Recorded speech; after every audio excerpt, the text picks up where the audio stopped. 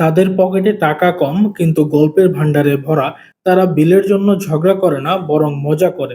এই বন্ধুরা জানে এক কাপ চাই যথেষ্ট আড্ডা শুরুর জন্য। বিল কত হয়েছে? ৭৫ টাকা। মামা, আজকে আমার কাছে কোনো প্রকার টাকা পয়সা নেই, আজকে বিলটা তুই দে। আরে গতকালকে তো আমি বিল দিলাম, আজকে আমি দিতে পারবো না, তোরা কেউ দে, আমার টাকা নাই।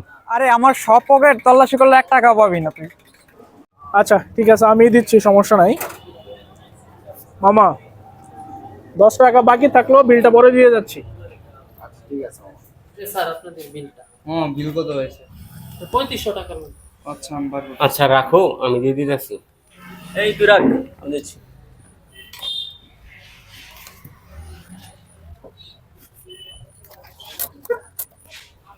ঠিক আছে। আছে মামারা, চায়ের বিল দেওয়ার জন্য কত মারামারি, কত ঝগড়া।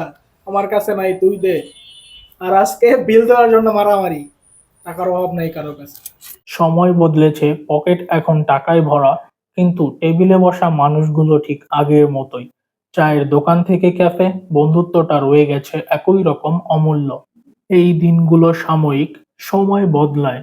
একদিন আসবে পকেট ভর্তি টাকা থাকবে, চায়ের দোকান কিনে নেওয়ার সাহস হবে। বন্ধুত্বের হিসেব টাকায় হয় না, ভালোবাসায় হয়।